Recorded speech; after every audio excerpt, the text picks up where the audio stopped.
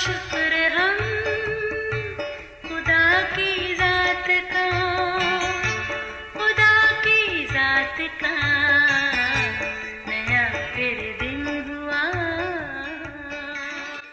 آج کی آیت، اور خداوند ہر شخص کو اس کی صداقت اور دیانتداری کا اجر دے گا، کیونکہ خداوند نے آج تجھے میرے ہاتھ میں کر دیا تھا، پر میں نے نہ چاہا کہ خداوند کے ممسوح پر ہاتھ اٹھاؤں۔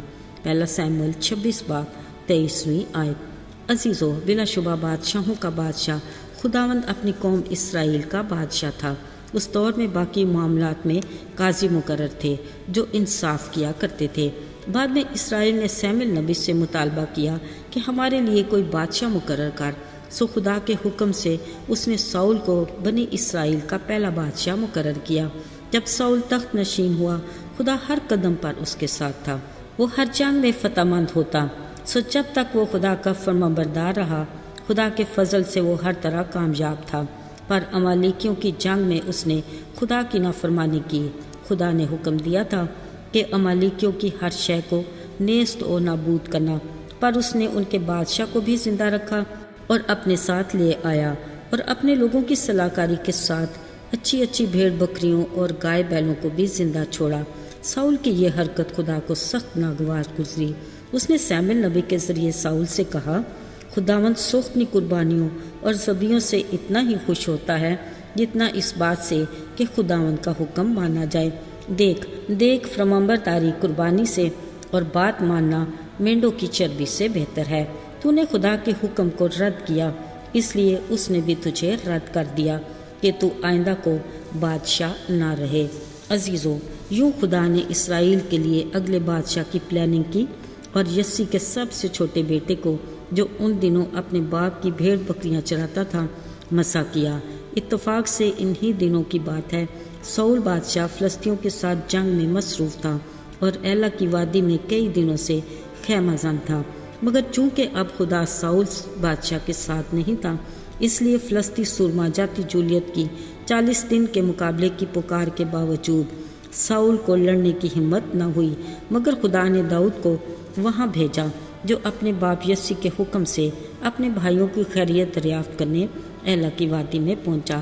جب داؤد نے اس فلسطی سورما کو اسرائیلی فوج کو مقابلے کے لیے للکارتے سنا، پتہ چلا کسی میں ہمت نہیں کہ اس کا مقابلہ کرے، پر داؤد جو خدا کو پیار کرنے والا جوان تھا، اس نے خدا کی غیرت کے نام پر فلسطی سورما سے مقابلہ کرنے کا ارادہ کر لیا اور اپنے فلاخن کے ایک ہی پتھر سے اسے مار گرایا۔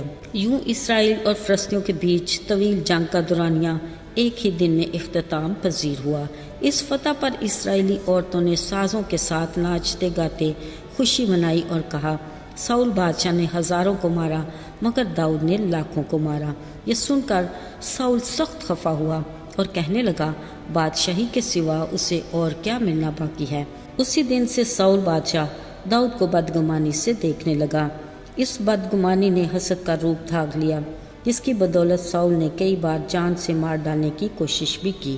عزیزو، یاد رہے یہی داؤد ساؤل پر بری روح کے آنے پر بربت بجاتا اور بری روح اتر جاتی اور ساؤل راحت پاتا۔ باوجود اس کے وہ داؤد کے خلاف جو اس کے بیٹے یونتن کا دوست بھی تھا، حسد کی آگ میں جلتا رہتا۔ وہ ہر دن داؤد کی تلاش میں رہتا، پر خدا نے اس کو کبھی ساؤل کے ہاتھ میں حوالہ نہ کیا۔ اس کے برعکس ساؤل کئی بار داؤد کے ہتھے چڑھا، مگر داؤد نے کبھی نہ چاہا کہ خدا کے ممسوح پر ہاتھ اٹھائے۔ اگرچہ ساؤل کے بعد داؤد ہی کو بادشاہ بننا تھا، مگر وہ صبر اور برداشت اور بڑی فرمانبرداری سے خدا کے قوی ہاتھ کے نیچے رہا، تاکہ وہ وقت آنے پر اسے سرفرازی عطا کرے۔ ایک بار اتفاق سے داؤد اور ساؤل اپنے اپنے ساتھیوں کے ساتھ ایک ہی غار میں موجود تھے۔ داؤد ساؤل سے چھپ کر غار کے اندرونی خانوں میں تھا، اور ساؤل اسی کو ڈھونڈنے اسی غار میں فراغت کرنے گھسا۔ وہاں ایک وقت ایسا آیا کہ وہ ساؤل کو آسانی سے مار سکتا تھا۔ داؤد کے ساتھیوں نے بھی یہی کہا کہ دیکھ تیرا دشمن تیرے ہاتھ میں ہے، مگر داؤد نے اٹھ کر ساؤل کے جبہ کا دامن چپکے سے کاٹ کر اپنے پاس رکھ لیا۔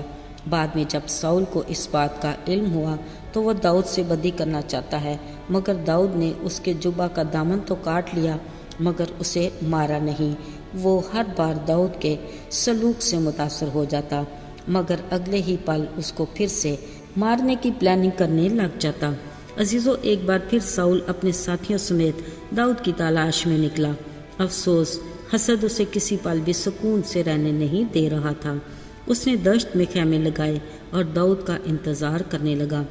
تب داؤد کے جاسوسوں نے ساؤل کی خبر دی کہ وہ اپنے لشکر کے سردار اور لوگوں کے ساتھ موجود ہے۔ سو داؤد نے موقع غنیمت جانا اور اپنے کچھ ساتھیوں کے ساتھ وہاں پہنچا۔ دیکھا ساؤل گاڑیوں کی جگہ کے بیچ سو رہا تھا اور اس کا نیزہ اس کے سرہانے زمین پر گڑا تھا۔ یہاں بھی داؤد کے ساتھی نے کہا، اسی کے نیزے کے ایک وار سے ساؤل کا کام تمام کر دے، مگر داؤد کا ہر بار ایک ہی جواب ہوتا کہ وہ خدا کے ممسوح پر ہاتھ نہیں اٹھا سکتا۔ سو وہ ساؤل کا نیزہ اور پانی کی سراہی اس کے پاس سے لے آئے تاکہ ثبوت ہو کہ اس بار بھی داؤد نے ساؤل کی جان بخشی ہے۔ ایسا کرتے ساؤل کے کسی آدمی نے نہ تو داؤد کو دیکھا اور نہ ہی کوئی جاگا۔ بعد میں داؤد نے دور فاصلے پر کھڑے ہو کر ساؤل کو للکارا اور اس کے سردار کو نیزہ اور سراہی واپس لے جانے کو کہا، جو ایک واضح ثبوت تھا کہ اب بھی داؤد نے ساؤل کی جان بخشی ہے۔ جب ساؤل کو اس بات کی خبر ہوئی، اس نے کہا، میں نے خطا کی، آئے میرے بیٹے داؤد لوٹ آ، میں تجھے نقصان نہیں پہنچاؤں گا، اس لیے کہ آج بھی میری جان تیری نگاہ میں قیمتی ٹھہری۔ یاد رہے، خدا اب ساؤل کے ساتھ نہیں تھا، اس لیے اس کی شخصیت میں استحکام نہیں تھا، بلکہ حسد پورے طور پر اس پر قابض تھا۔ مگر داؤد کے ساتھ خدا تھا، اس لیے اسے ہر بار اپنے دشمن کو معاف کیا اور ہر بار محبت سے اس کی جان بخشی کی۔ آئیے دعا کریں۔